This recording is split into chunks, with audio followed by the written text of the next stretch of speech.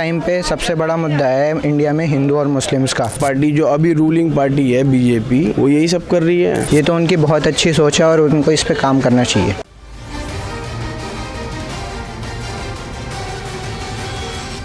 नमस्कार, मैं हूं नरेश वत्स। जामा मस्जिद के मीना बाज़ार में से आपका स्वागत करता हूं, अभिनंदन करता हूं। चांदनी चौक बोलता है कि गठबंधन की सरकार नहीं चाहिए, वोटों के बहुमत से सरकार चाहिए, क्योंकि अब समाधान आ गया है सत्य बहुमत की राजनीति। और सत्य बहुमत के प्रत्याशी सत्यदेव चौधरी चांदनी चौक से लोकसभा के प्रत्याशी हैं। सबसे पहले उन्होंने चुनाव लड़ने की घोषणा कर एक तरह से गठबंधन की राजनीति पर करारा प्रहार किया है। चलिए, लोग क्या सोचते हैं सत्य बहुमत को लेकर, इसी में सर नमस्कार, क्या नाम आपका? मेरा नाम है अम्मार आलम। अच्छा आलम साहब, आपका वोट बन गया? जी बिल्कुल, मेरा वोटर आईडी है, मैं वोट दे चुका हूँ एक बार। अच्छा, वोट आईडी। अच्छा, मैं आपसे एक सवाल जानना चाहता हूँ कि ये जो गठबंधन की राजनीति है, जो ये मौजूदा बहुमत है, इसको कैसे देखते हैं आप? राजनीति चाहे गठबंधन हो चाहे पूर्ण बहुमत हो, पब्लिक को चाहिए काम। अगर आप और मैं राजनीति में मिलके काम कर रहे हैं, काम हो रहा है तो भी सही है। अगर आप अकेले कर पा रहे हैं तो भी सही है।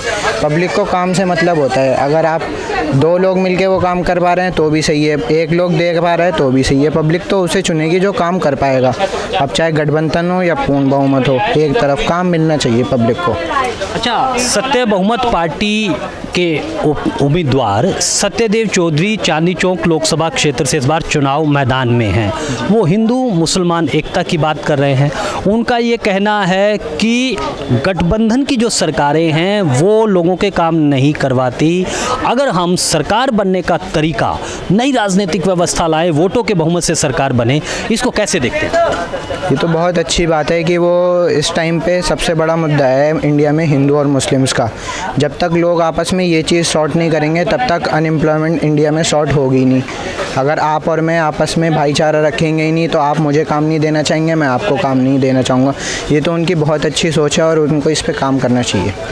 अच्छा, वोटों के बहुमत से सरकार बने, अगर मैं आपको थोड़ा सा ये बताऊं कि आज जो हम सरकार बनाते हैं ये सांसदों के बहुमत से सरकार बनाते हैं। वोट तो देते हैं हम सांसद, ये तो ठीक है, लेकिन सांसद चुनने के बाद वो या तो मौन हो जाते हैं या फिर अपने जो विप है कानून, उसके बाद वो बोलते नहीं हैं। इसका समाधान है कि हम सरकार बनने का तरीका ही बदल दें। ये भी एक नया ऑप्शन है और देखा जाए तो इसमें काफ़ी बार जब हम देखते हैं तो कभी किसी को परसेंटेज ऑफ वोट्स काफ़ी मिले वो होते हैं लेकिन वो सीट नहीं जीत पाते। तो ये एक अच्छा चीज़ है कि अगर वोटों के बहुमत से मिले तो चेंज हो सकते हैं। काफ़ी जगह पे कोई बन सकता है, कोई नहीं भी बन सकता, अगर एक ओवरऑल पर्सपेक्टिव देखें इसका। तो आप सत्य बहुमत का इस विचार से सहमत हैं? बिल्कुल सहमत हूँ।